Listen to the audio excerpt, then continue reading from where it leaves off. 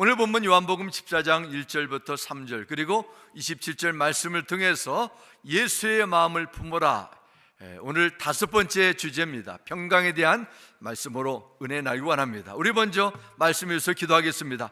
살아계신 아버지 하나님, 우리의 인생이, 우리의 심령이, 우리의 미래가 오직 하나님의 뜻 가운데 이루어짐을 믿습니다. 우리의 마음이, 우리의 가정이, 우리의 모든 부분 가운데 하나님의 그 뜨거운 사랑으로, 하나님이 주신 지혜로 충만하기 원합니다. 이 시간 주신 말씀을 통해서 우리의 심령이 새롭게 되고 우리의 믿음이 강건케 되고 하나님의 뜻 가운데 가는 복된 삶으로 이끌어 주시옵고 예수 그리스도의 이름으로 기도드렸습니다. 아멘. 오늘까지 예수의 마음을 품으라 5주에 걸쳐서 예수의 마음에 대해서 나눴습니다. 그리고 다음 주 2월 11일부터는 이제 로마서 11장으로 다시 돌아가겠습니다. 오늘의 말씀, 그 평안에 대한 주제입니다. 사람들이 가지고 있는 고민 가운데 하나는 어떻게 하면은 전에보다도, 아니 우리 부모 세대보다도 더 행복하고 안정된 삶을 누릴 수 있는가에 대한 내용이 아닌가 생각합니다.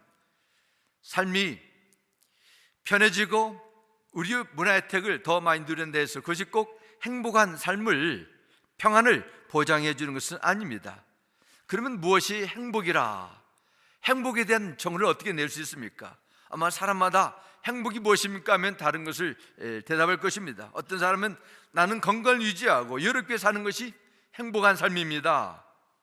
그러나 생활 환경이 좋아지고 삶이 편해졌다고 해서 그것이 꼭 행복한 삶으로 연결된다 이렇게 말을 할 수 없습니다. 한국인들의 평균 수명은 100년 전에 비해서 30년, 40년 더 늘어났습니다. 회갑잔치, 칠순잔치 하기도 하지만은 이제는 100세, 110세 시대를 기대하고 있습니다. 30년 전에 비해서 한 사람이 집에서 차지하는 공간이 약 3배, 4배가 늘어나다 합니다.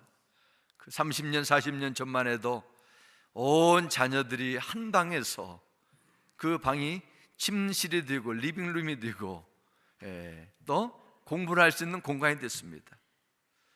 오늘 사는 사람, 좋은 의료시설, 모든 것이 갖춰진 문화 공간을 이루며 인류 역사상 최고의 문명의 이기를 마음껏 누리고 살고 있습니다. 웬만한 사람은 자기 손에 있는 스마트폰으로 911만 부르면 구급차가 몇 분 안에 달려와서 좋은 의료시설에 있는 병원에 데려다 응급조치를 해주고 필요한 수술도 받도록 도와줍니다.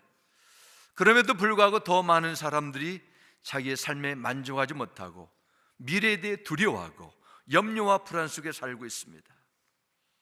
미국의 메타, 페이스북이라고 그 플랫폼 기업을 세운 마크 zuckerberg, 이 사람이 얼마 전에 카와이에 있는 한 섬에 약 1억 달러를 들여가지고 집이 아니라 지하 벙커를 짓는 공사가 시작됐다는 내용을 며칠 전에 미국 뉴스에 나왔습니다. 미국의 그 엄청난 부를 소유한 갑부들, 이처럼 지하 깊은 곳에 호화스러운 벙커를 짓고 핵전쟁, 세상의 종말을 대비한다는 거예요. 몇십만 불짜리 아니라 1억 달러면 1200억 원이 되지 않습니까? 자기가 돈이 있으니까 할 수 있겠지만 사람들은 부자나 가난한 자나 높은 지위에 있는 자나 낮은 사람이나 모든 사람에게는 근심이 있는 것이죠.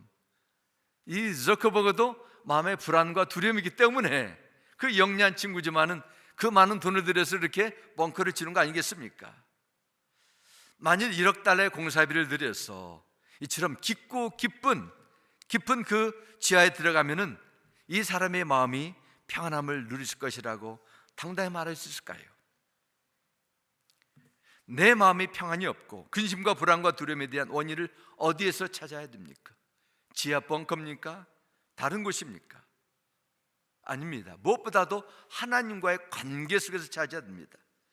에덴 동산에서 선악과를 먹고 죄를 지은 아담과 하와, 그들의 마음에 죄를 짓고 나서 두려움과 수치가 생겼어요. 무화과 나무 잎을 넣고 자기의 몸을 가렸지만은 해가 뜨니까 입이 말라 다 잎들이 부서져 버렸습니다. 그때 하나님께서 물으십니다. 아담아, 내가 어디 있느냐?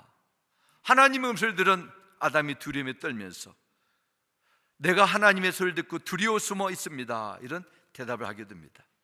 하나님의 말씀을 어긴 아담과 하와의 마음에 평안이 떠났습니다. 그 후에 사람들은 평안을 찾기 위해서 방황하기 시작했습니다. 안정을 위해서 자신이 원하는 신을 만들어 빌면서 심지어 자기의 자식을 제물까지 바친 일들이 세계의 여러 문명 속에서 나타나 봅니다. 하지만 이 시대 최첨단 교육과 의료 시스템, 모든 것을 다 누릴 수 있는 이 시대에 참된 평안이 찾아왔습니까? 아닙니다. 세상 환경과 상황에 의해 평안을 빼앗겨 버렸습니다. 평안을 찾겠다고 술과 마약, 방탕함, 쾌락에 빠지기 시작했습니다.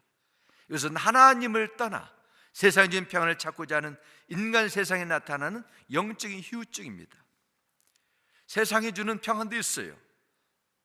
그러나 그것은 어떤 조건이 갖춰질 때 오는 평안입니다. 예를 들면 경제적인 안정이 올 때 오는 평안입니다. 질병과 사고가 없는 것을 평안이라고 말합니다. 사람들이 나를 인정해 줄 때 만족과 평안이 있다고 생각합니다.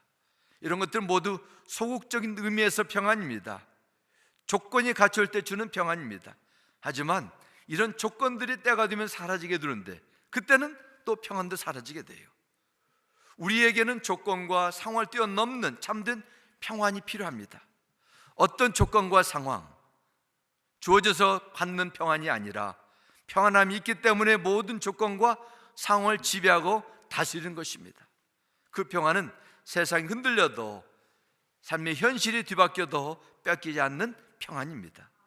성경은 이러한 절대적인 이 세상을 뛰어넘는 평안을 주실 수 있는 한 분을 소개합니다.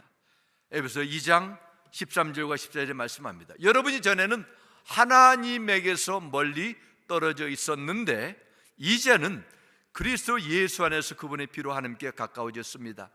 그리스도는 우리의 평화이십니다. 아멘. 예수님이 우리의 진정한 평화입니다. 죄로 인해 하나님과 원수됐던 인생이 예수 그리스도를 통해서 죄사함을 받고 하나님과 화해하며 평안할 수 있는 길이 열리게 됐다는 것입니다. 우리에게도 이러한 평안이 필요합니다. 어떤 상황에도 흔들리지 않는 절대적인 평안이 이 시대에 무엇보다도 요구된다고 믿습니다. 그렇다면 이러한 주 안에 있는 평안 어떻게 우리에게 임하고 우리가 누릴 수 있습니까? 세 가지로 오늘 본문을 통해서 나누고 합니다. 첫 번째는 평안은 예수님께 미래를 맡길 때 임한다는 것입니다.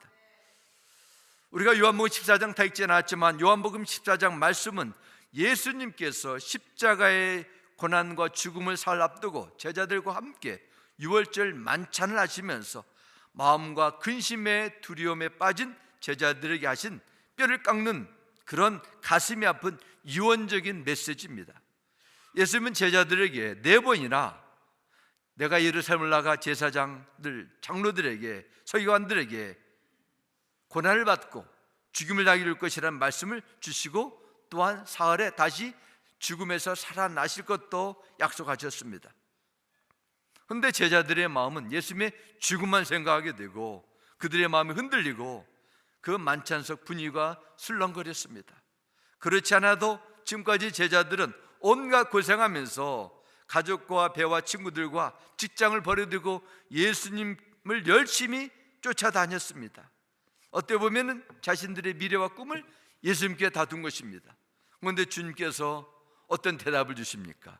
이제 내가 너희들 떠나게 될 것이라, 단순히 이별이 아니라 고난받아 죽게 될 것이라는 말씀을 들었습니다. 예수님께서 전하시는 이 말씀을 들은 제자들의 마음에 근심이 들어왔습니다. 어떻게 앞으로 살아야 될지 혼란과 두려움이 빠지게 되었습니다. 예수님께서 그들의 마음을 보셨어요. 혼란에 빠진 것을 알고 계시고 이렇게 27절에 말씀합니다. 평안을 너에게 끼치노니 곧 나의 평안을 너에게 주노라. 내가 너에게 주는 것은 세상이 주는 것과 같이 아니하니라. 너희는 마음에 근심하지도 말고 두려워하지도 말라 말씀합니다.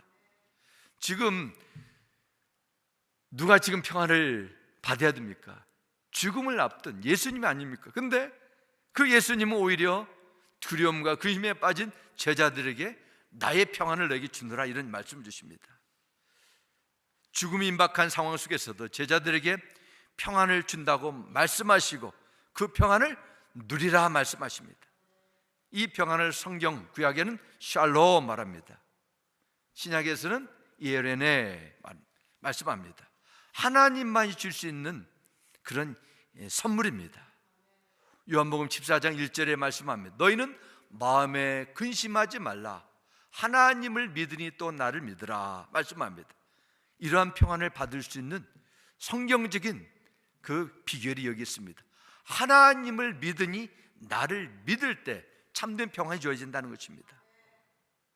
그러면 여기서 말하는 나를 믿는다, 믿음, 이것은 영어로 trust, 신뢰한다 뜻입니다.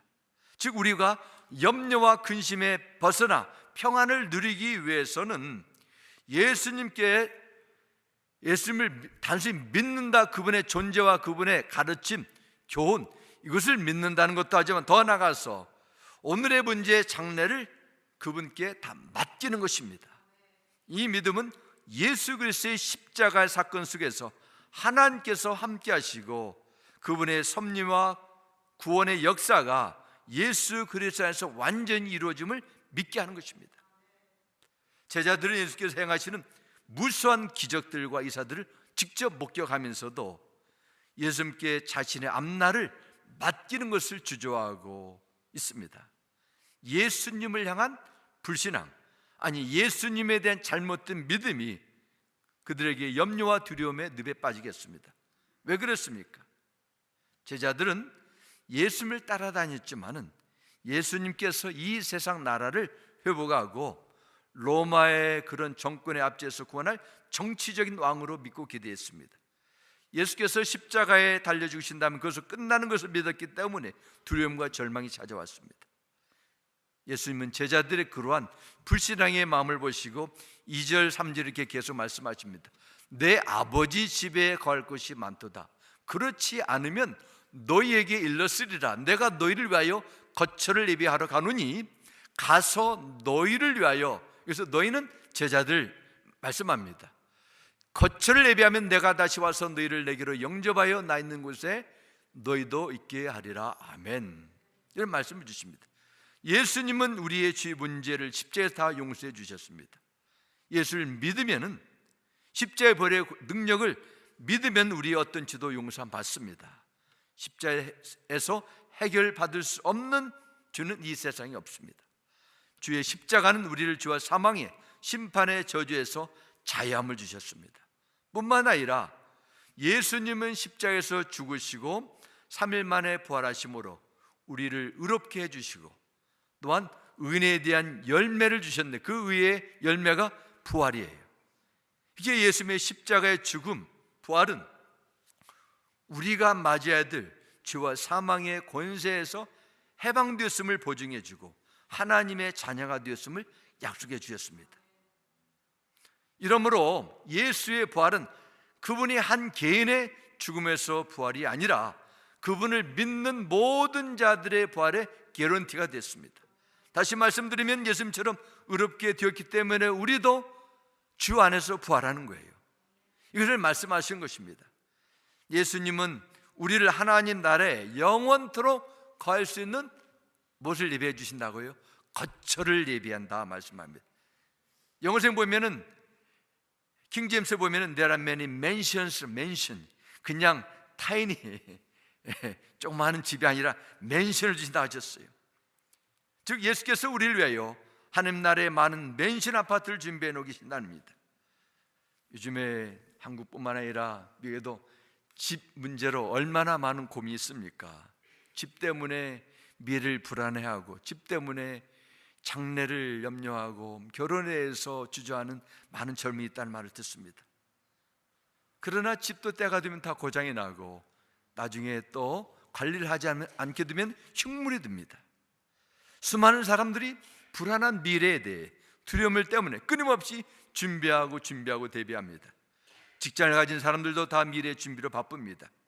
질병에 걸릴 것을 대비해서 보험에 들기도 하고 노후를 위해서 연금을 하고 부동산을 사놓고 땅을 사놓고 저축도 합니다. 필요합니다. 그러나 근심은 사라지지 않아요. 해도 항상 마음의 초조와 불안은 떠나지 않습니다. 왜냐하면 어차피 죽음까지 피할 수 없기 때문입니다. 언젠가는 때가 되면은 부자도 가난한 자도 건강한 사람도 질병에 걸린 사람도 죽음이 찾아오기는 마찬가지예요. 그래서 사람들이 준비하는 안정장치, 한계적인 대비식에 불과하다 볼 수 있습니다. 다시 말씀드리면 그 어느 누구도 인간적인 방법으로는 미래를 완벽하게 준비할 수는 없다는 것입니다. 그러면 우리의 미래를 어떻게 완벽하게 준비할 수 있습니까? 그래서 바로 오직 나를 위해서 십자가에 죽으시고 부활하심으로 영원한 하나님의 나라의 문을 여시고 영원한 거처를 예비하신 예수 그리스도께 우리의 인생과 우리의 앞날을 다 맡기는 것입니다. 어디까지요? 죽음 이후까지 맡기라는 것입니다. 그럴 때 우리에게 평안이 온다는 것입니다. 그래서 제자들이 주신 말씀, 우리 모두에게 주시는 하나님의 약속이 답니다. 여러분과 저를 위해서 영원한 천국에 완전한 거처가 맨션이 예비됐음을 믿으셔야 돼요. 우리는 그런 결과를 알 때는 우리 현재의 삶 속에서 우리가 좀 부족하고 힘들고 어렵다 할지라도 마음에 평강이 있습니다. 왜냐? 이때는 다 지나고 우리가 하나님께서 예배하신 그때가 영원히 도래하기 때문입니다. 우리가 운동 경기를 보아도 그렇지 않습니까? 축구나 풋볼 여러 경기를 볼 때 내가 응원하는 팀이 결과를 모를 때는 순간순간 초조하고 어떤 때는 보다가 심장마비에 걸릴 것처럼 마음이 불안불안합니다. 그러나 결과를 알게 되면은 마음이 평안해요. 결과 승리를 거뒀다 하면 볼 때 즐거움이 있습니다. 신앙도 마찬가지. 우리가 하늘나라를 확실히 우리가 믿고 살지 않게 되면은 예수를 믿어도 신앙을 가져도 늘 불안과 초조와 염려에 빠져나올 수 없습니다. 사도행전 7장 말씀 보면 초대교회 첫 순교자 스데반 집사의 죽음에 대해서 나옵니다. 스데반의 책말들은 많은 유대인들이 이를 갈며 스데반을 향해 큰소치며 귀를 막고 달려들어 스데반을 성 밖에 끌고 내려가 돌을 던졌습니다. 스데반 집사는 수많은 돌에 맞아 피투성이가 됐습니다. 온몸이 돌에 맞아 터지고 찢어졌습니다. 성난 군중들의 고함소리가 끊임없이 들려왔어요. 스데반이 더 이상 자기의 힘으로 견딜 수 없었습니다. 그리고 자기의 영혼을 예수님께 부탁합니다. 그 내용이 사도행전 7장 54절 55절 이렇게 기록합니다. 그들은 이 말을 듣고 격분해서 스데반에게 이를 갈았다. 그런데 스데반이 성령이 충만하여 하늘을 쳐다보니 하나님의 영광이 보이고 예수께서 하나님의 오른쪽에 서 계신 것이 보였다 말씀합니다. 우리가 좀 전에 우리 신앙 고백을 통해서 고백하지 않았습니까? 예수님 지금 어디 계십니까? 하나님의 오른쪽에 서 계신 것입니다. 스데반은 성령이 충만해서 하늘을 봤습니다. 그때 하나님의 영광, 하나님의 보좌 편에 서 계신 예수님을 보게 됐습니다. 그는 부활 신앙이 있었기 때문에 자신을 기다리는 자신의 예배된 영원한 처소가 있었음을 믿었기 때문에 죽음이 두렵지 않았습니다.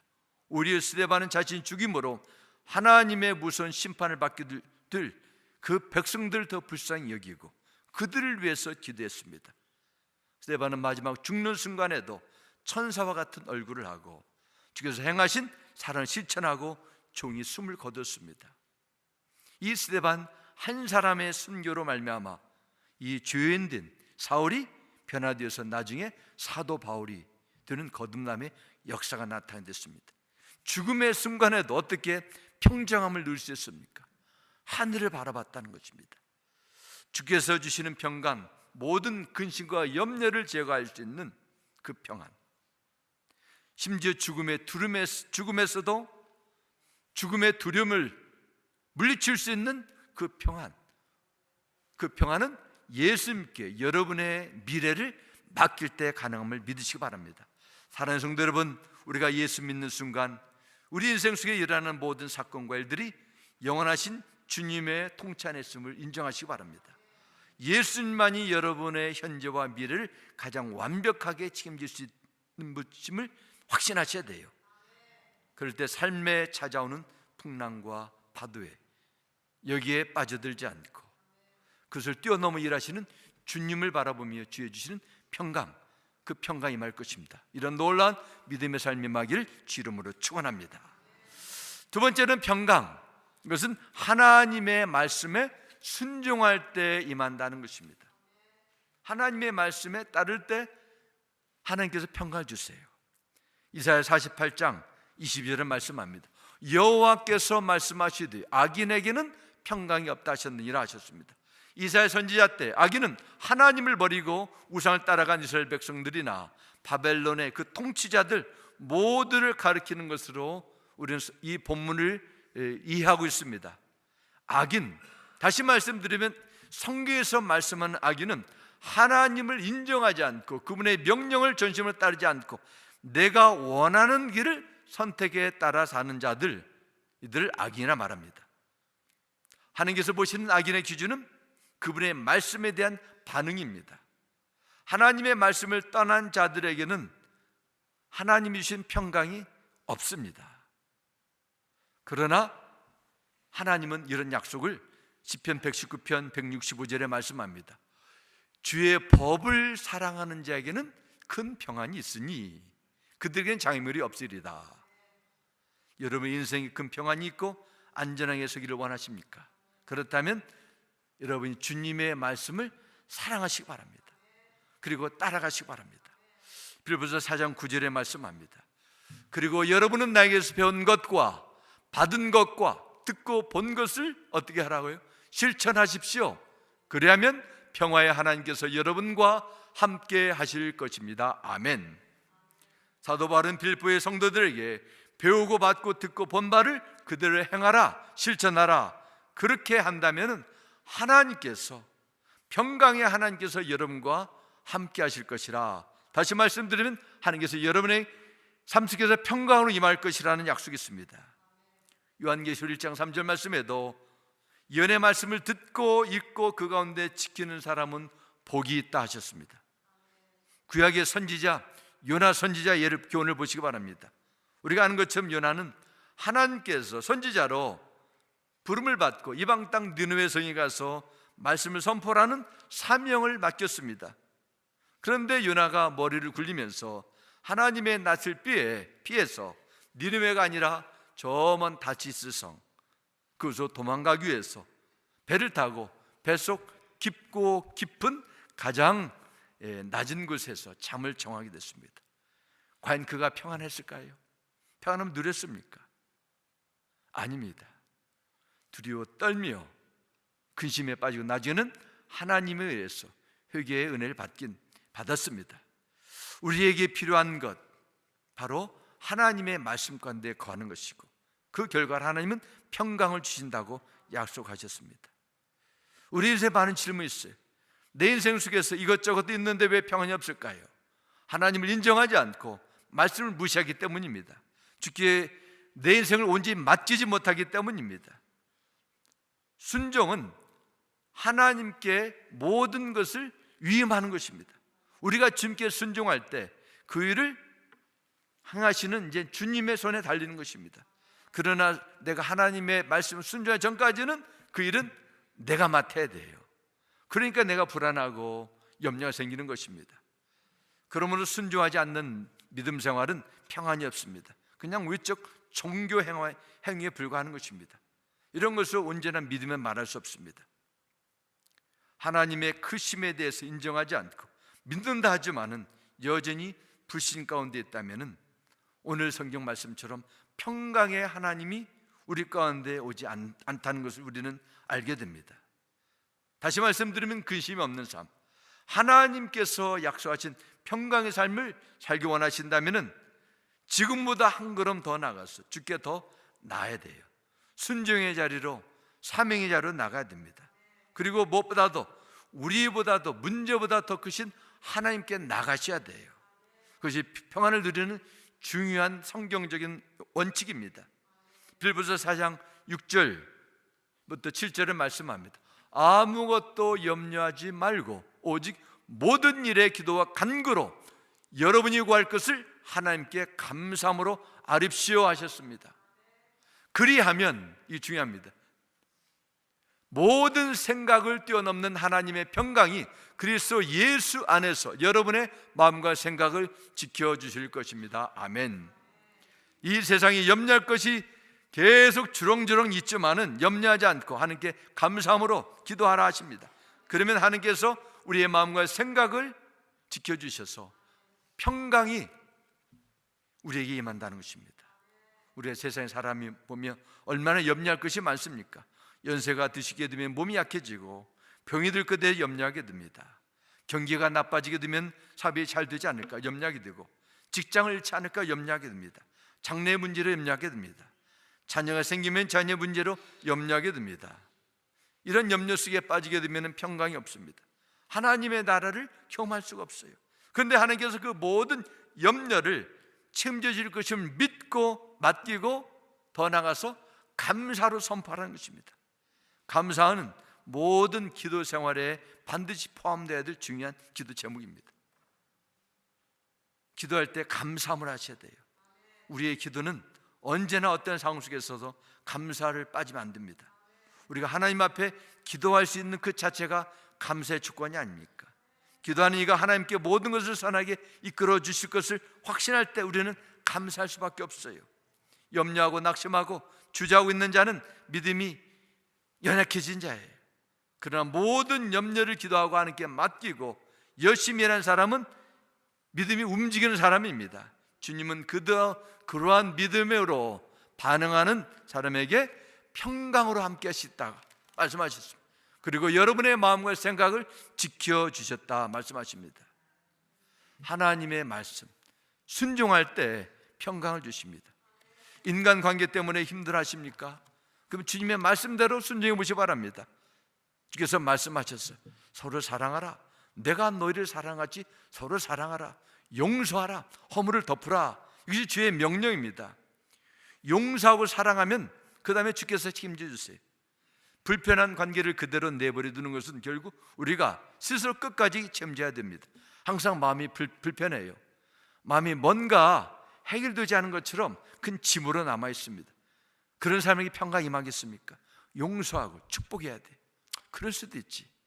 주의 마음을 가져야 돼요. 자녀가 내가 원하는 데 성장하지 않아서 고민입니까? 내 아이이기 전에 하나님의 자녀를 기억하시고 하나님께서 원하시는 아이가 되도록 우리는 기도해야 돼요. 건강에 문제가 있습니까? 내 몸은 하나님에 의해 관한 주의 성전이라고 기억하시고 하나님께 맡기고 살아가시기 바랍니다. 내 몸은 내 것이 아니라는 것을 인정하셔야 돼요. 그리고 우리는 주 앞에 나와야 됩니다. 물질로 인해 염려하고 근심합니까? 내 모든 재물은 주님께서 나에게 맡겨주셨고 주님의 것이라는 것을 고백하셔야 돼요. 남은 재정도 내 맘대로 내 계획대로 또 이것을 뛰어넘어서 주님의 것을 내가 청직으로 사용한다는 그런 마음 자세를 가지셔야 돼요. 그것이 바로 하나님께 순종하는 마음의 자세입니다. 그 모든 책임을 하나님께 위임하고 나면은 마음에 평안함이 옵니다. 주께서 주신 은혜가 충만할 것입니다. 이런 놀라운 평강의 삶이 여러분 가운데 임하길 주님의 이름으로 축원합니다. 세 번째, 평강은 성령님이 주시는 생각에 집중할 때 임한다는 것입니다. 사람은 무엇을 생각하냐, 마음속에 무엇을 품고 사느냐 때에서 기쁨과 평강을 누릴 수 있고 절망과 미움과 원한, 마음의 생족처럼 살아갈 수도 있어요.